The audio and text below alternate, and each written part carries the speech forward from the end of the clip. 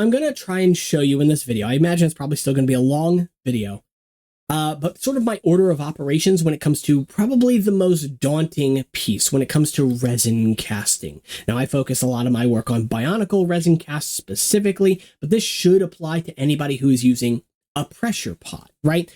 Now, every pressure pot is going to be different depending on what you use to convert it, or if you bought a pre-made resin casting pressure pot, you probably have instructions or a manual that comes with it showing you how to use it and in what order. But generally speaking, hopefully this video is helpful to you because I have the pressure pot here. This is the lid. I've got the chamber down here on the floor.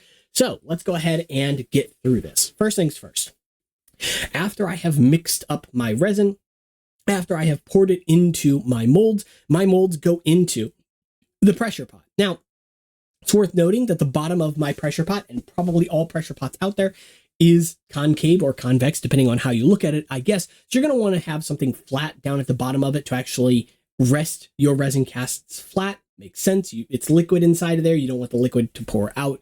So I tend to use a little spare piece of acrylic I had laying around. I'm actually going to do an experiment later on, and in fact, do it on the channel with a cardboard thing that I'm making, and we'll get to the reasons why I plan on doing that in the future. But basically, something that's non-compressible or, able to be kind of equalizes pressure. An open water bottle can go into here, but a closed water bottle cannot. Anyway, so now that I have the pressure pot, right, and I have the lid, my molds are inside of the pressure pot. The lid is going to go onto the pressure pot here. Let me go ahead and actually lower this a little bit. So now you've got the pressure pot here. What are you going to do next? Well, first off, it's got these C-clamps around the outside of it. I'm going to go ahead and put all 4 of them up, and you want to tighten these. Usually you want to alternate in much the same way as like changing a car tire. I don't think it makes a massive difference in this case here. We're really not working with insane pressures in this, but we're still working with some we still want to worry about. And it's worth noting too that this was a paint pot that I actually bought off Amazon, is rated for 80 PSI. I'm not going anywhere near that. Usually I run about 40 PSI, and this actually tends to lose a little bit of air and then stabilize around 20 PSI in a 24-ish hour period. So it still holds air plenty long enough for my cast to come out fine, which means I'm not that worried about finding where that leak is. I think I have an idea where it is. It doesn't really matter. That said, once this is locked up, once all of these have been twisted, and you really only twist until you start to feel resistance, then maybe give it another quarter turn. You don't need to crank down. You're just trying to get that rubber seal to compress on the metal itself. So once you've done that, you have your air line in here. You turn on the air compressor, and you're going to want to watch this regulator right here. I think that's what that's called, but correct me in the comments if I am wrong. This is one that I bought off of Amazon. I think it was like $6. It had really great reviews, so that's the main reason why I got it. Affordable, great reviews, right? The pressure pot itself did come with this right here, which is the safety valve. It's kind of cheap, not gonna lie. It's also rated for 50 PSI. It tends to trip a little bit earlier than that, which is fine. But again, the pressure pot itself is rated for 80 PSI, so you could technically replace that with one that's a little bit higher. Just don't go above 80. In fact, I would say maybe 70 or 60. Always want to stay a little bit lower with a bit of headroom there as well. Okay, so I tend to pressurize this to about that 40 PSI mark. This is in megapascals, so that's a little over 0.4 megapascals. I actually have a mark on the glass here, but you can't really see it on camera, so I know exactly where to stop it, but it's not, we don't need to be crazy accurate with it. Okay, now this is full of air, it's compressed. I go ahead and flip this closed. So now that it is in the closed position, I can go over to the air compressor, I can turn it off, and then I will drain the excess air from the reservoir. I just don't bother with keeping air contained in the air compressor overnight. If I'm going to have one thing pressurized, I really don't want to have 2. This is inside my house. Maybe in a warehouse, I'd be fine with that. Or maybe if I had a series of pressure pots running off of the same air compressor, I'd be fine with that. But in this scenario, I don't need the pressure pot sitting, or rather, the air compressor sitting there overnight pressurized. There's no reason for it. It serves me no benefit, so I don't bother. That said, my air compressor is rated for like 320, I think, PSI, so far above this. It's just a little guy that I got, and I like it.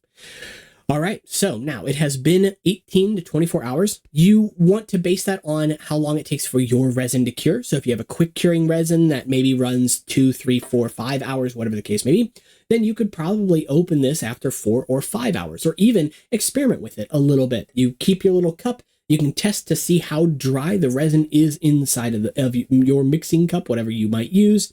And if it is dry to your satisfaction, then you can go ahead and take these out. I don't tend to demold them until at least that 18-hour mark, but I can actually pull them out of the pressure pot at around 12 hours with no ill effects.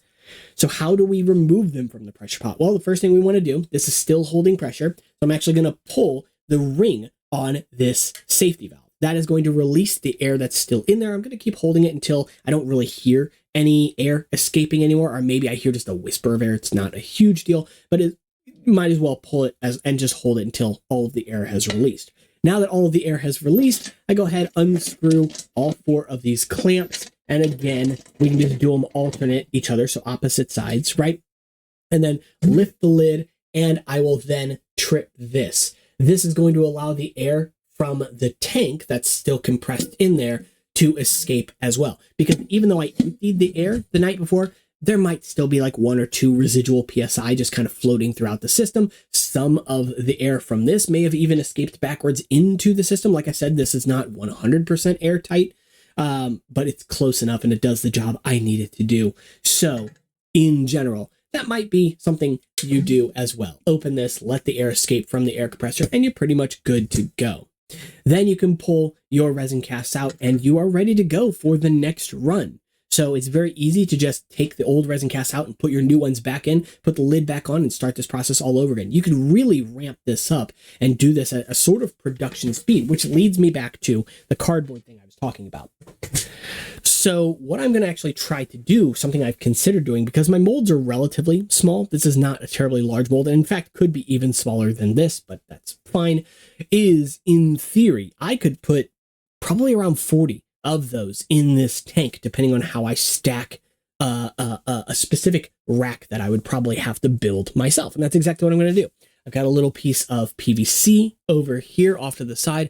I've got some cardboard discs that I just cut out of a box. And cardboard is easy because, again, air can get into it, so it won't compress because it'll equalize.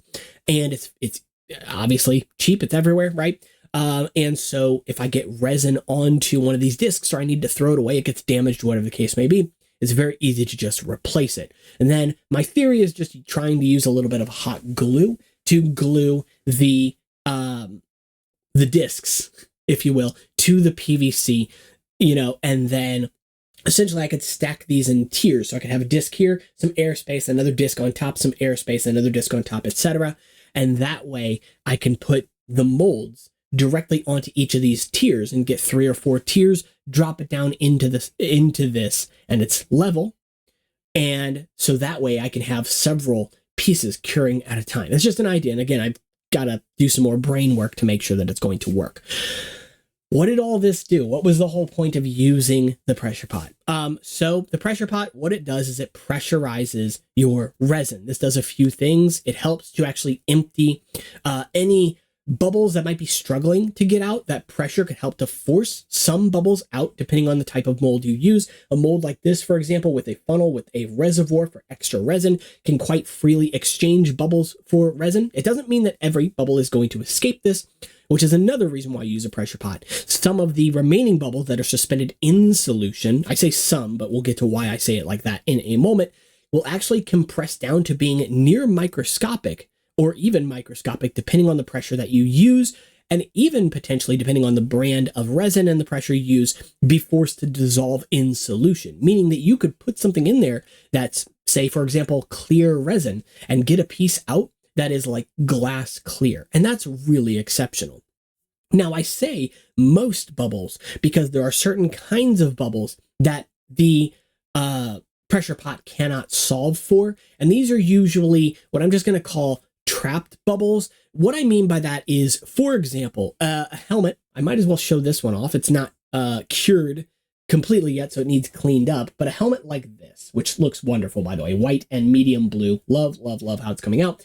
But these areas back here, for example, on these flames here, those could very easily trap air. because, well, air could get stuck down in those back corners. And then when the resin fills behind it, the air has no way to penetrate that resin. So it gets forced further up into those corners. And because the resin isn't there around that bubble to compress, the air, the pressure pot is unable to actually compress those bubbles. And so you're left with a void, right? This is what can lead to things like this, for example. This is also caused by underfilling, not having enough resin in your mold in the first place. So again, there's not enough resin to actually go in there and fill that bubble. You're going to be left with similar results either way. In fact, I have an example of this that's fairly minor, but it is still enough to kind of tick me off. But this one right here, you can see this little gap of light shining through here. There should not be a hole there, but that's because there was a bubble that was trapped up in that corner. And because it was in that corner, it had no resin all the way around it to actually compress out. And quite a large bubble too. The pressure pot is good at compressing small bubbles, but it can only compress them so much, right? If you've got a bubble that's this big around, it's not going to compress that to being microscopic, but it can compress it a noticeable amount. But if you've got bubbles that are the size of a ballpoint pen or a little bit bigger, something like that, those can very easily be compressed down to a microscopic level or even be forced out of solution. So that's the main thing for the pressure pot. Is the pressure pot necessary?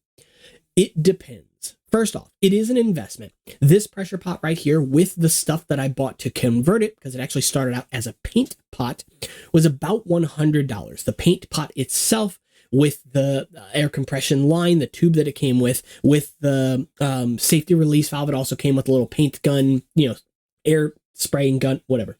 All that stuff was about $70 on Amazon.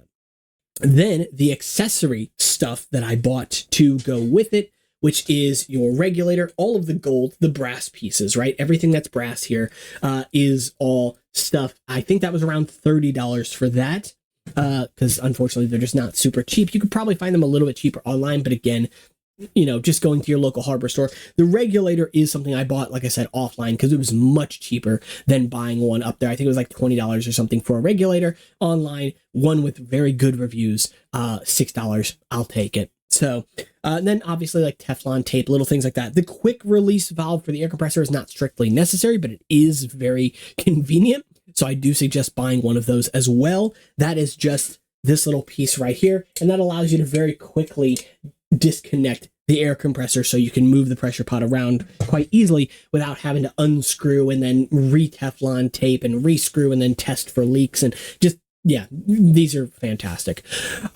With all of that being said, there are still other problems you can run into. And even technically, the pressure pot could introduce some problems.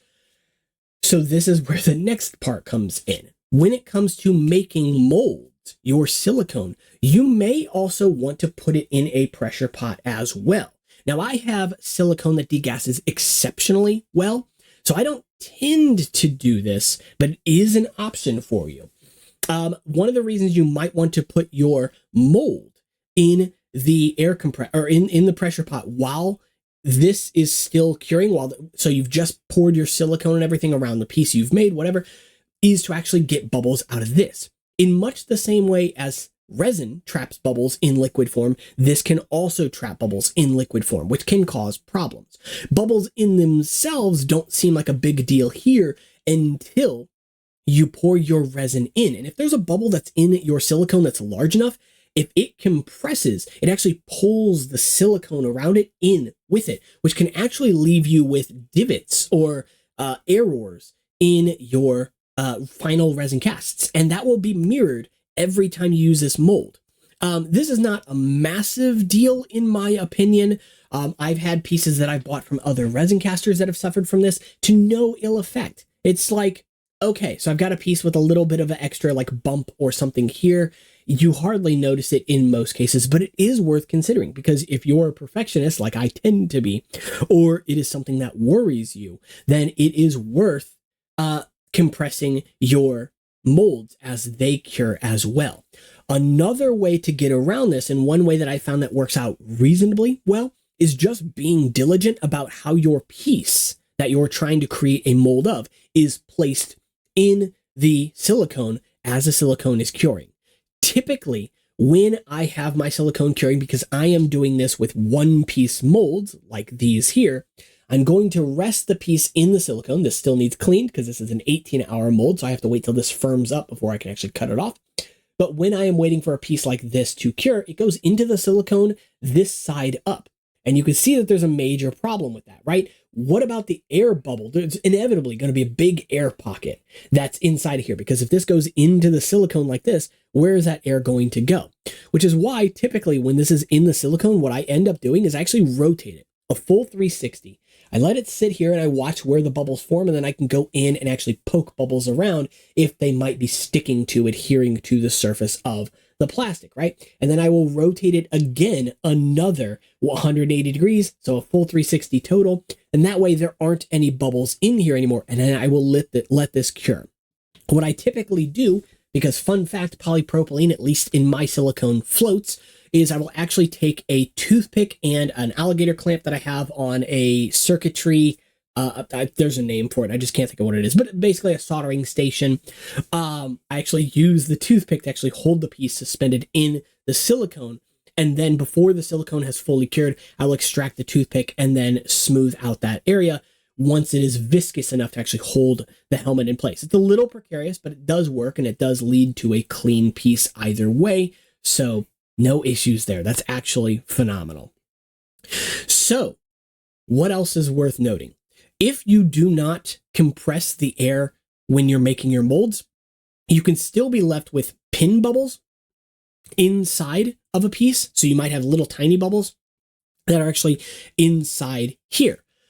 That's not a major issue to me because they're very easy to get rid of once the piece has cured. You can literally just take an X-Acto knife and just like wedge the piece out. You don't actually have to cut. It's just an X-Acto knife is fairly thin, so it's easy to get down there with.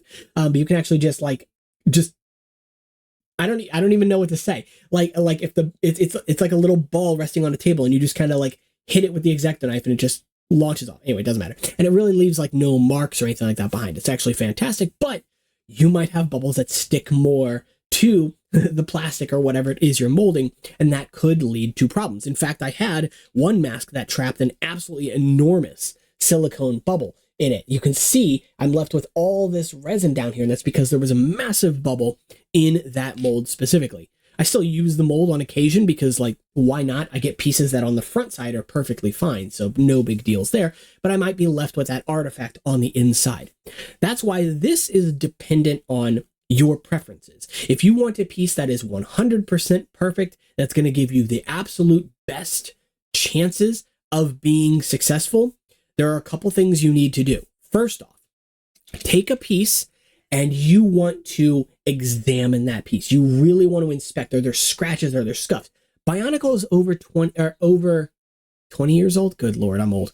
Over 20 years old at this point, and pieces, especially made from something like a soft plastic like polypropylene, are very prone to small scratches. So you have to be willing to accept some degree of damage on an original piece, unless you just happen to own a mint condition copy of a piece. I actually have a mint condition copy of the Glatorian Ignica for reasons I'll get into in a separate video. And so this is going to come out without damage. That's great. But even little things like teeny tiny scuffs that are so easy to overlook will still show up, because silicone basically has a like 1-to-1 preservation of surface details. So any even minute surface detail that's going to end up on the original piece will also end up on the final piece. So you have to know where you are willing to draw the line, right? But also, when it comes to those air bubbles and things like that on the inside as well, is it going to bother you if they are there? Or are you able to live with that if you're unable to get rid of them? That's just something you need to decide for yourself, and everybody's going to be different. Remember, if you were doing this for yourself, any mold that you're happy with is a valid mold. If you were doing this to sell to others, then yeah, you probably want some standard of quality, or at the very least, you are transparent with your pieces, so that if you do have a piece where a bubble might appear or an excess bit of resin might be on it somewhere, so long as you can communicate that information to a potential buyer of a piece, then if you were both fine with that, then that's still good. You know, you can still make sales of pieces like that, which is one of the reasons why I didn't care quite as much about bubbles appearing on the inside here, because we're talking about bubbles the size of like a ball on a ballpoint pen or something. Nothing absolutely major and nearly just so easy to get rid of.